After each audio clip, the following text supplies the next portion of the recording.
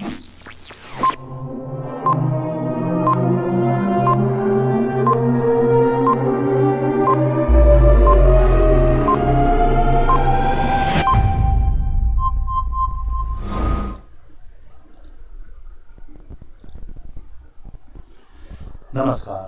मैं हूं पीडी रामकृष्णा। आप सबका स्वागत है हमारे इस चैनल पे मस्ती की पाठशाला 501 और आप देख रहे हैं special programme GK 365 GS। Okay, आज हम आपके सामने एक टॉप स्टोरी लेकर आए हैं। उसका नाम है Malabar naval exercise. Yes, Malabar naval exercise in which Australia going to be join. Australia join करने जा रहा है मलाबार नेवल एक्सरसाइज। ये डेवलपमेंट उस वक्त हो रही है जब भारत और चीन के बीच में तनाव की स्थिति है। मलाबार नेवल एक्सरसाइज क्या है, ऑस्ट्रेलिया क्यों ज्वाइन कर रहा है, इसके पीछे की रणनीति क्या है और जापान का इसमें रोल क्या है, अमेरिका की भूमिका क्या है, इस सारे चीज़ के बारे में हम लोग जानेंगे। ये नेवल एक्सरसाइज है, कहाँ पर कंडक्ट होती है, कब से शुरू हुई और इसके पीछे का मंशा क्या थी, किसने कौन कौन इसमें इन्वॉल्व था शुरुआती दिनों में, और अभी इसका जो है फ्यूचर प्रोस्पेक्ट क्या है, इसी के बारे में बातचीत करेंगे। आइए, बने रहिए मेरे साथ। मैं हूँ आपका होस्ट पीडी रामकृष्णा। ठीक है, चलो देख सकते हैं यहाँ पर हेडलाइंस है 2020 की 10 जुलाई की। India going to invite Australia to Malabar naval exercise, quad stands up. अब ये जो क्वाड जो लिखा हुआ है, क्वाड का मतलब होता है 4 नेशन। ओके, क्वाड इनिशिएटिव अभी हाल ही में जो है प्रस्तावित हुआ है, जिसमें 4 नेशन है, 4 राष्ट्र है, जिसमें अमेरिका, भारत, जापान और ऑस्ट्रेलिया है। लेकिन वो क्वाड इनिशिएटिव और मलाबार एक्सरसाइज दोनों अलग है। क्वाड इनिशिएटिव के वक्त जैसे बनाया गया था, चीन ने अपनी आंखें ऊंची कर दी थी।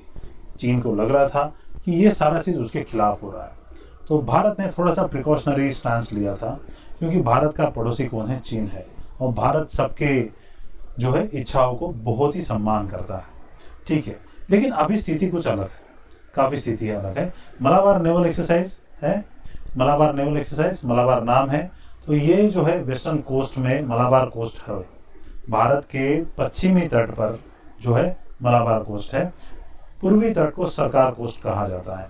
ठीक है, तो ये आपके एग्जाम पॉइंट ऑफ व्यू के लिए भी काफ़ी महत्वपूर्ण होता है। मलाबार कोस्ट कौन से साइड पर है, भारत के पश्चिमी तट को मलाबार कोस्ट कहा जाता है, जो केरला और कर्नाटका का कुछ भूभाग आता है। नेवल एक्सरसाइज है मलाबार, ये नेवी की एक्सरसाइज है। ठीक है, इसको युद्धाभ्यास कहा जाता है। ठीक है, India plans to invite Australia to join Malabar exercise.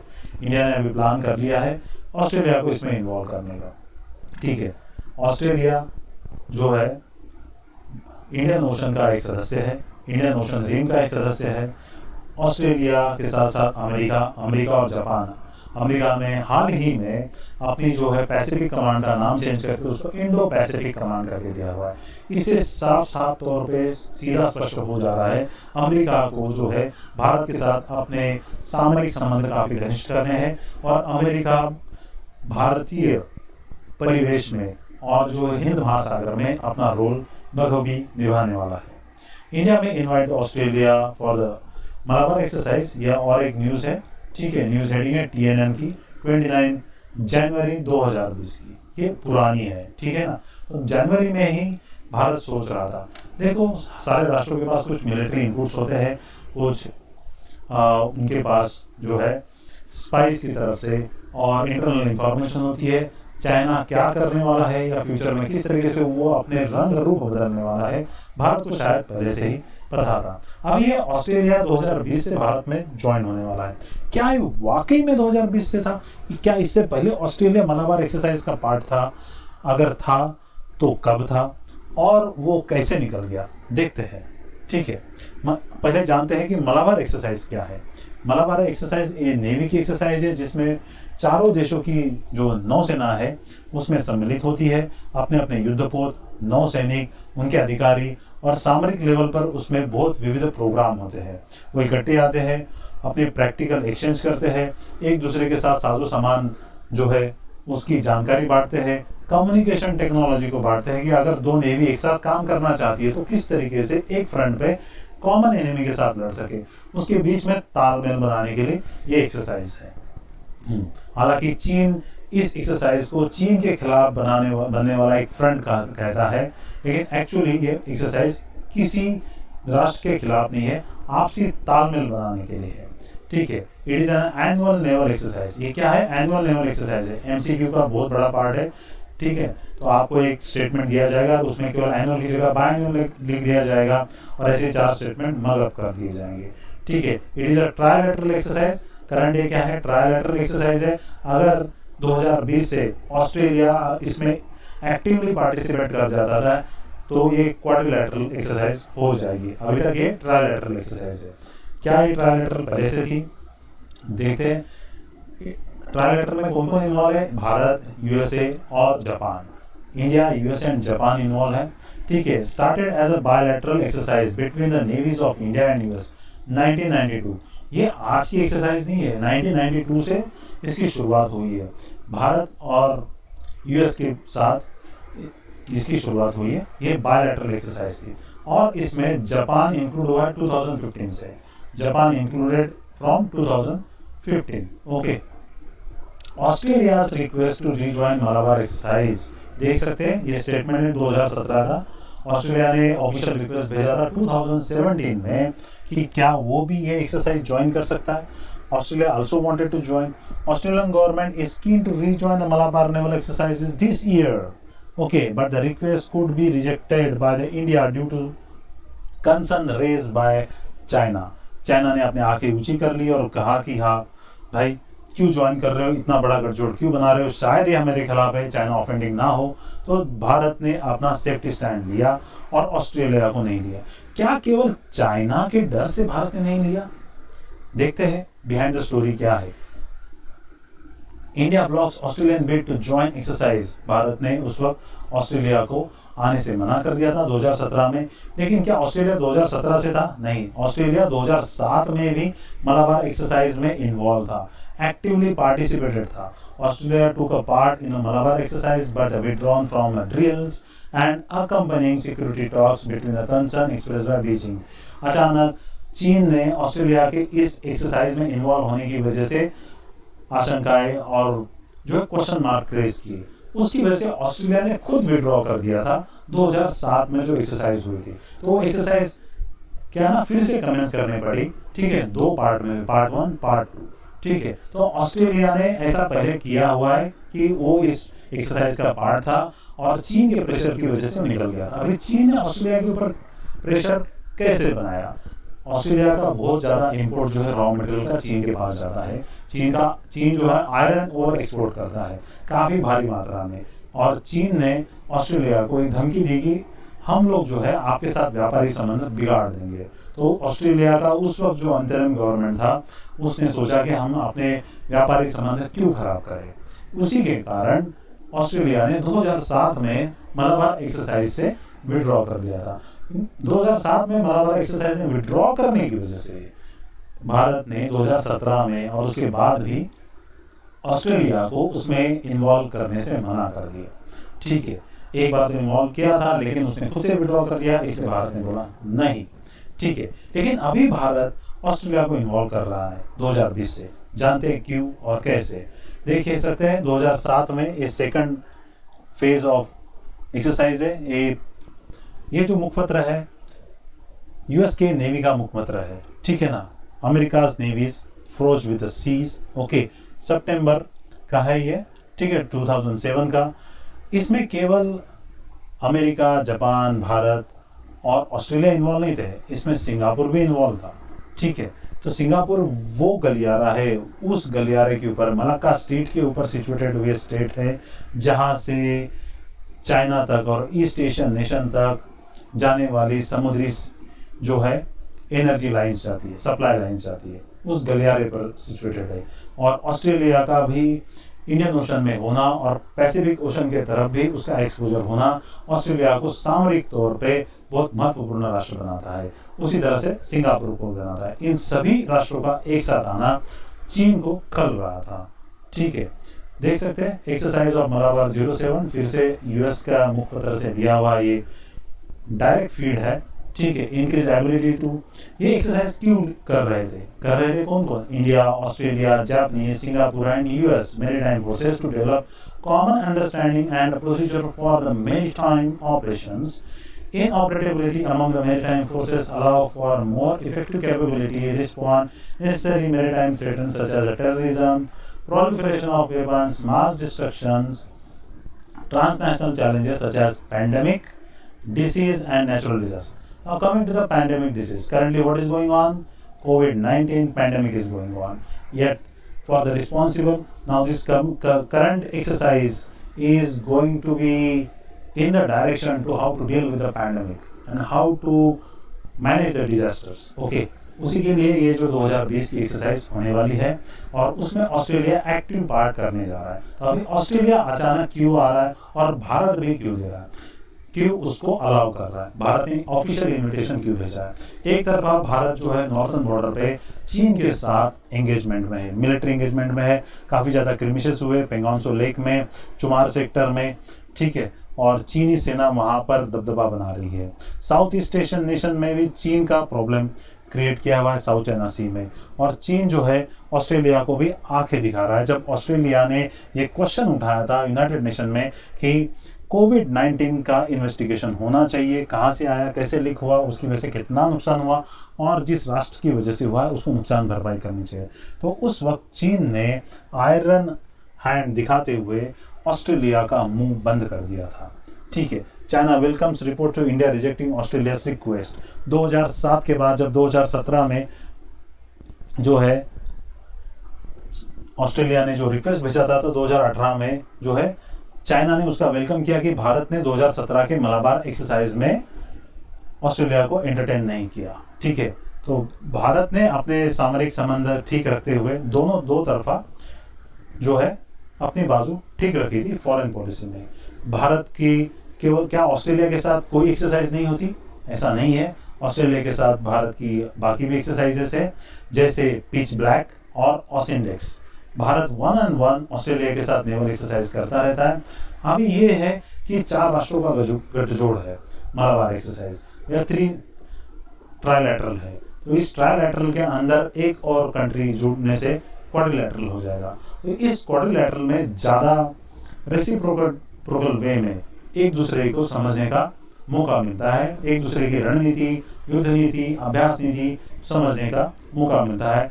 दोनों देशों के सैनिक, नौसैनिक, अधिकारी और युद्धपोत आपस में जो है कम्युनिकेट करते हैं। ठीक है, तो ऐसा नहीं है कि ऑस्ट्रेलिया और इंडिया के बीच में कोई एक्सरसाइज नहीं थी, वो कंटिन्यू हम कर रहे हैं। पिच ब्लैक और ऑसिंडेक्स ये एग्जाम के लिए काफ़ी इंपॉर्टेंट है। ये है द ऑस्ट्रेलियन का मुखपत्र। ठीक है, Diggers joined the US for the forces. Okay, now Australian Navy going to be joined the exercise that is Malabar, which is headed by the US. Okay, quadrilateral security dialogue. अभी ये क्या है? Quad का जो है उल्लेख मैंने starting में किया था। क्वाड मतलब 4 राष्ट्र। क्वाड्रिलैटरल सिक्योरिटी डायलॉग एक मैकेनिज्म बनाया हुआ है। It is an international strategic forum between the USA, Japan, Australia and India. International security forum है और उसके साथ साथ जो है पैरेलल जो चलने वाली जो है ये मिलिट्री एक्सरसाइज है। लेकिन इस मिलिट्री एक्सरसाइज में ऑस्ट्रेलिया इन्वॉल्व नहीं था। It was started in 2007 dialogue by PM Shinzo Abe of Japan, supported by the vice president of US Dick Cheney and the PM of Australia John Howard and then prime minister of India Manmohan Singh. इनके अध्यक्षता में ये forum start किया गया था और अभी इसका काफ़ी महत्व बढ़ चुका है। ठीक है, ताकि सामरिक लेवल पे जिस तरीके से विश्व पटल में ये जो चेंजेस आ रहे हैं और चीन अपने जो मसल फ्लेक्स कर रहा है, मिलिट्री पोस्चर जो है हर जगह पे दिखा रहा है और सबके ज़मीन के ऊपर क्लेम कर रहा है और अलग अलग तरीके से आइलैंड्स बना रहा है साउथ चाइना सी में, तो ये जो है क्वाड्रिलैटरल चीन की बढ़ती आक्रामकता को रोकने के लिए एक उत्तर हो सकता है। This is going to be a befitting answer. Okay, MLSA MLSA, ठीक है, ये क्या है?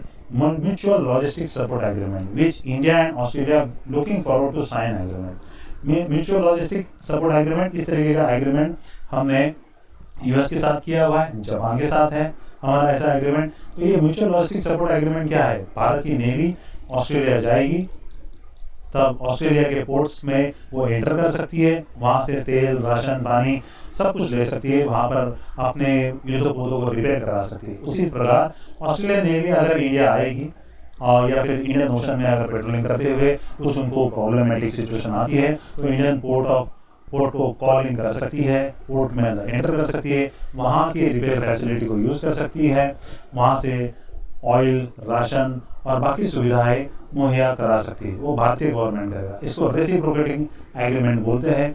दोनों नौसेनाओं में, दोनों देशों की सेना में सामरिक तौर पे तालमेल होता है। तो ये MLSA मलसा करके एग्रीमेंट है, आपके एग्जाम के लिए काफी इंपॉर्टेंट है। ठीक है, what is the full form? Mutual logistic support agreement. Okay, MLSA agreement is between India and Australia. पहले भी बहुत सारे एग्रीमेंट है जो यूएस के साथ हमने साइन किए, कॉम कासा, ठीक है, कॉम कासा जैसे एग्रीमेंट है, ठीक है, वो यूएस के साथ है। ये अभी ऑस्ट्रेलिया के साथ हम लोग साइन करने वाले हैं।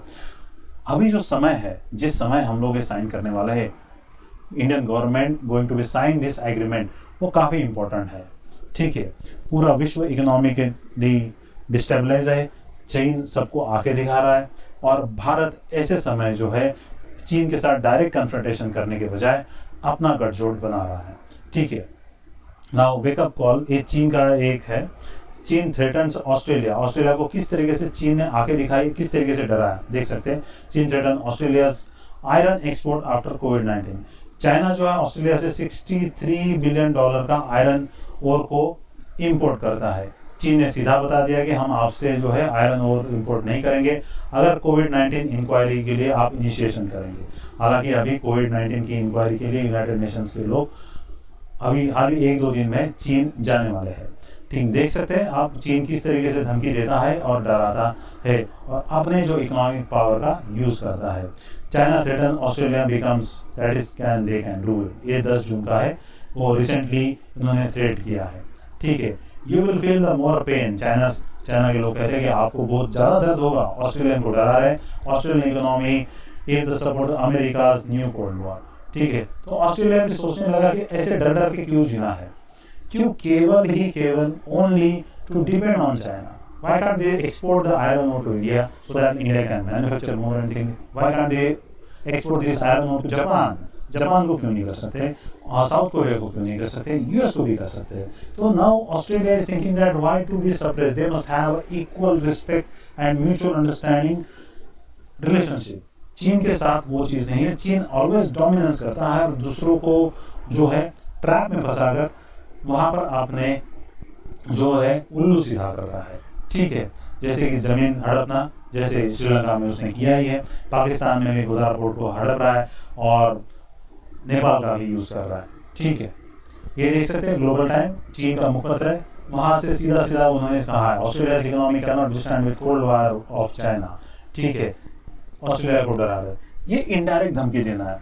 तो चीन जो है अपने आप को दादा समझने लगा है। ठीक है, चीन just wanted to become a big brother of this world. Okay, wanted to replace not only big brother, a big notorious गुंडा। ठीक है, हो सकता है ऐसा करने की कोशिश कर रहे हैं, सबको डराने धमकाने की कोशिश कर रहे हैं।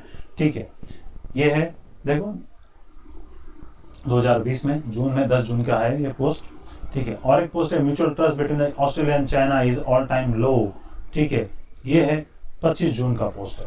तो इससे देख सकते हैं कि ऑस्ट्रेलियन प्राइम मिनिस्टर जो है ये जो स्टेप लेने जा रहे हैं इंडिया के इन्विटेशन के ऊपर, वो खुद से फिर से एंटर करेंगे और इस बार जो रिटर्न होने के लिए नहीं करेंगे, इस बार पूरी तरीके से इसमें शामिल होंगे, किसी भी थ्रेट को वो मानेंगे नहीं।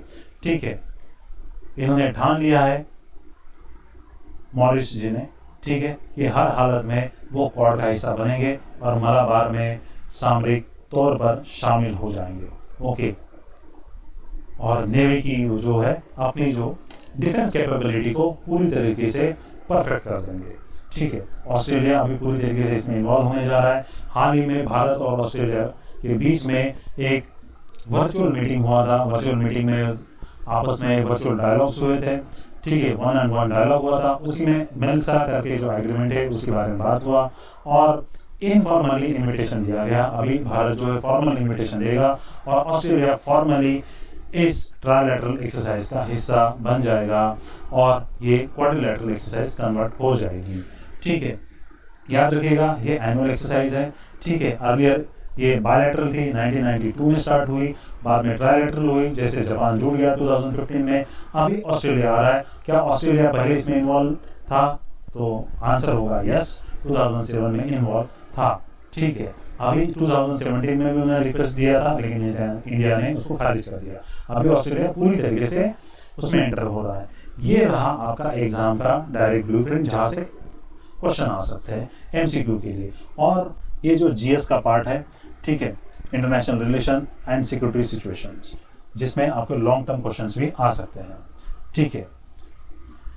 ये वीडियो देखने के लिए आपका बहुत बहुत धन्यवाद। Thanks for watching. आपको ये वीडियो कैसा लगा ये कमेंट सेक्शन में पक्का लिखिएगा। आपको क्या लगता है कि ऑस्ट्रेलिया को इस एक्सरसाइज में इन्वॉल्व होना चाहिए? ऑस्ट्रेलिया को किस तरीके से अपने इकोनॉमिक संबंध चीन के साथ रखने चाहिए, वन ऑन वन बेसिस रखने चाहिए, या फिर सबमिसिव रखने चाहिए? क्या ऑस्ट्रेलिया को अपना जो व्यापार है भारत के साथ बढ़ाना चाहिए? भारत को भी अपना व्यापार डाइवर्सिफाई करते हुए यूएस और जापान की तरफ बढ़ना चाहिए?